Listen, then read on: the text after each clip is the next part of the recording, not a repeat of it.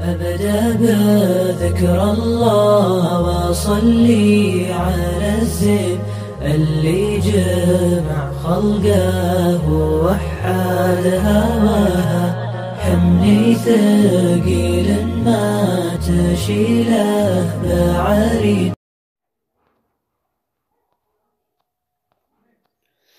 بسم الله الرحمن الرحيم. اللهم صل على سيدنا محمد وعلى آل سيدنا محمد وبارك وسلم.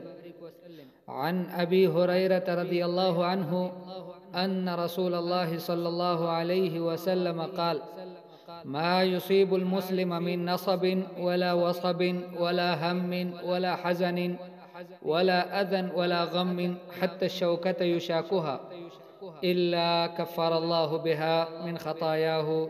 متفق عليه. فهذا الحديث يبين لنا علو شأن المسلم، أن المسلم كل شيء يعتريه من النصب والتعب، يشعر بالتعب، يشعر بالمرض، يشعر بالهم والحزن، أمراض قلبية، أمراض داخلية، يؤذيه أحد، يقلق على شيء. كل هذه الأمور التي يتعرض لها الإنسان، خاصة المسلم، ليس بصورة عامة الإنسان وإنما المسلم.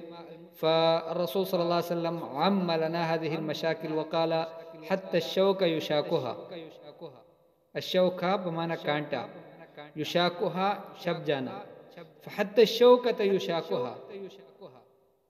كل هذه المشاكل والهموم والغموم والأحزان والأمراض، كل هذه مكفرات لذنوبه إلا كفر الله بها من خطاياه.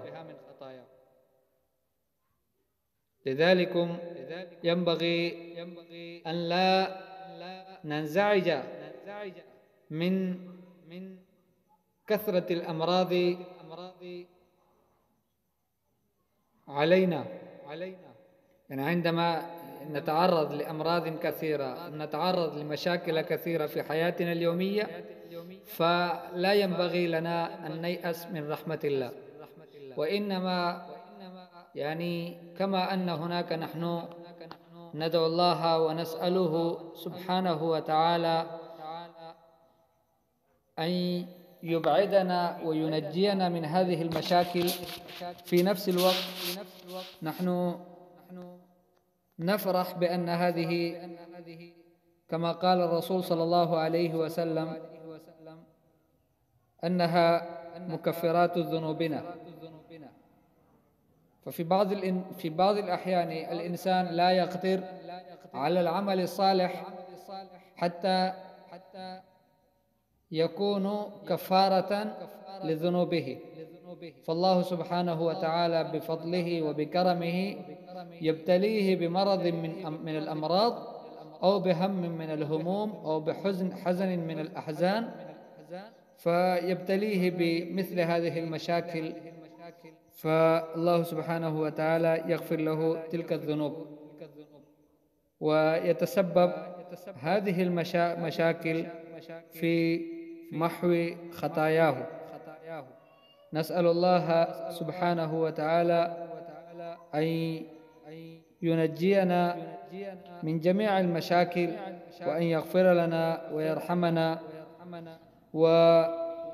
ويؤجرنا على كل ما نتعرض لها من هموم وغموم وأحزان.